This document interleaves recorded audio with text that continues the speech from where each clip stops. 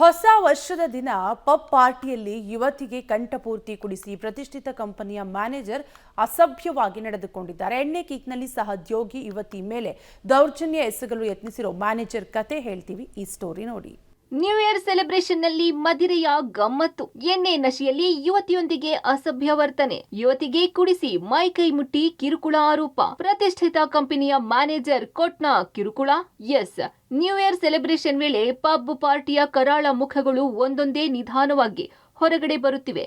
ಹೊಸ ವರ್ಷ ಸಂಭ್ರಮಾಚರಣೆಯ hotspot brigade ರೋಡ್ನಲ್ಲಿರೋ ಟೋಕಾ ಪಬ್ನಲ್ಲಿ ಯುವತಿಗೆ ಕಂಠಪೂರ್ತಿ ಕುಡಿಸಿ ಮೈಕೈ ಮುಟ್ಟಿ ಯುವತಿಯೊಂದಿಗೆ ಅಸಭ್ಯ ವರ್ತನೆ ಮಾಡಿರೋದು ತಡವಾಗಿ ಬೆಳಕಿಗೆ ಬಂದಿದೆ. ಬ್ರಿಗೇಡ್ ರೋಡ್ ಪಬ್ನಲ್ಲಿ ಹೊಸ ವರ್ಷ ಸಂಭ್ರಮಾಚರಣೆ ಇದ್ದ ಕಾರಣ ವಿ5 ಕಂಪನಿ ಕಡೆಯಿಂದ ಪಬ್ನಲ್ಲಿ ಸಿಗರೇಟ್ ಇವೆಂಟ್ ಪ್ರಮೋಟ್ ಮಾಡೋದಕ್ಕೆ ಮೂವರೊಟ್ಟಿಗೆ ಯುವತಿ ಬಂದಿದ್ಲು. ರಾತ್ರಿ 10:30 ಸುಮಾರಿಗೆ ಮ್ಯಾನೇಜರ್ ಹೇಮಂತ್ ಕರೆದು ಏಕಾಂಗಿಯಾಗಿ ಭೇಟಿಯಾಗೋಕೆ ಹೇಳಿದ್ದಾರೆ.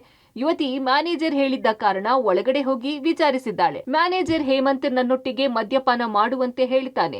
ಆನ್ ಡ್ಯೂಟಿಯಲ್ಲಿದ್ದ ಕಾರಣ ಯುವತಿ ಎಣ್ಣೆ ಹೊಡೆಯೋಕೆ ನಿರಾಕರಿಸಿದ್ದಾಳೆ. ಯುವತಿ ಕೆಲಸದ ಸಮಯದಲ್ಲಿ ಎಣ್ಣೆ ಹೊಡೆಯಲು ನಿರಾಕರಿಸಲು ಮುಂದಾದಾಗ, ನಾನೇ ತಾನೇ ಮ್ಯಾನೇಜರ್, ನಾನು ಎಲ್ಲ ಮ್ಯಾನೇಜ್ ಮಾಡಿಕೊಳ್ಳುತ್ತೇನೆ, ಬಂದು ಎಣ್ಣೆ ಹೊಡೆಯುವಂತೆ ಪ್ರೇರೇಪಿಸಿ ಯುವತಿಗೆ ಕಂಠಪೂರ್ತಿ ಎಣ್ಣೆ ಹೊಡೆಸಿದ್ದಾನೆ.